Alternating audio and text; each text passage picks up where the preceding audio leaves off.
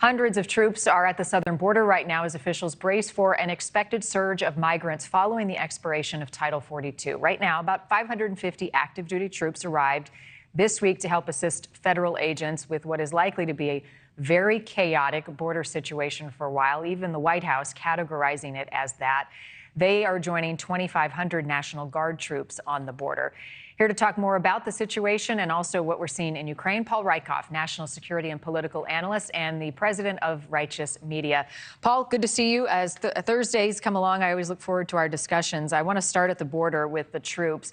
It's a pretty complicated orchestrated measure, right? You've got state National Guard, you've got the federal National Guard, you've got Border Patrol, local police and sheriffs. Talk about the coordination of this law enforcement effort right now on the eve of what could be a major influx of migrants. Well, Marni, it's a tricky mission. It's an important mission. It's a national security mission. It's a law enforcement mission. It's a humanitarian mission. And I think the influx of new troops just emphasized that this is an important priority for the Defense Department, for the president, and I think for the whole country. We've had National Guard troops on the border for years now. We've had 2,500 or so there that have been backing up Border Patrol. And this is an influx of reinforcements. But they're not going to be law enforcement. These are not combat troops. These are administrative troops. They're logistical troops. They're going to be doing things like data entry and warehouse support. They're likely not going to be directly interacting with migrants unless they're already in custody. So I think it's a full effort to try to back up the Border Patrol. I would expect the Department of Defense to have to send additional support in the months to come, especially if the political pressure goes up. But I think it also underscores how much our National Guard troops do. I mean, they're asked to go to the border. They're asked to train allies in places like Poland.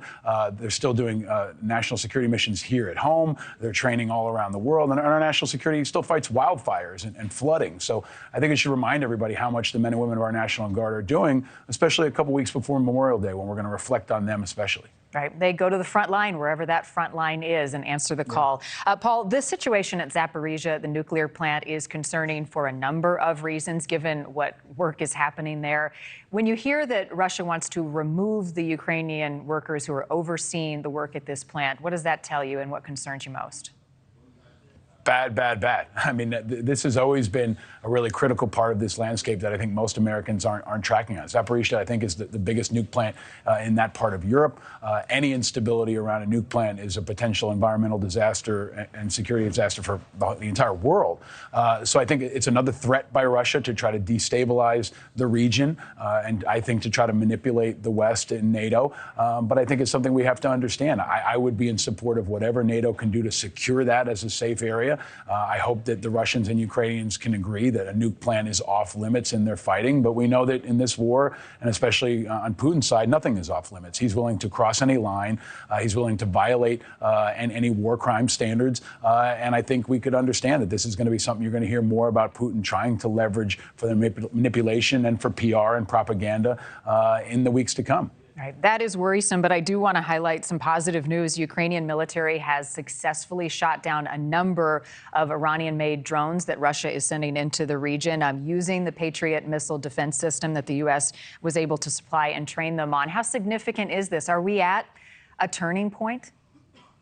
We are. I mean, you and I have been talking about the Patriot missiles and what they could do for, I think, months now. Well, they're in play now. They're being used. American Patriot missile systems are shooting down air threats. And I think that's a huge advantage to the Ukrainians at a critical time. It's the best type of weapon system in the world. And now there's breaking news that Storm Shadow missile systems are also going to be heading over. These are cruise missiles created by the UK in collaboration with the French. That's going to give Ukrainian additional reach and firepower. They're air launched and they can go in stealth mode about 150 miles plus into occupied territories. They're not quite what the U.S. has. That we have ATACMS, which are a little bit higher range and a little bit more modern. The Ukrainians want those as well. But I think all this is culminating in this big spring offensive that we've been watching and waiting for. It may be a summer offensive, but likely the biggest land conflict we're going to see in Europe since World War II is coming, and you're seeing additional pieces put in place by the day. Right. Just what they've been asking for, they're getting now. I want to get your thoughts on another topic before we run out of time. Republican Senator Tommy Tuberville has blocked more than 180 non-political military promotions to protest the Pentagon's abortion policy. How will this hold up nominations by Tuberville's impact on the military? I think it throws a huge monkey wrench in the Department of Defense. This is really, in my view, a radical reckless and irresponsible thing to do. Thank you for watching. Go to newsnationnow.com to find NewsNation on your television provider. And don't forget to click the red subscribe button below to get more of NewsNation's fact-driven, unbiased coverage.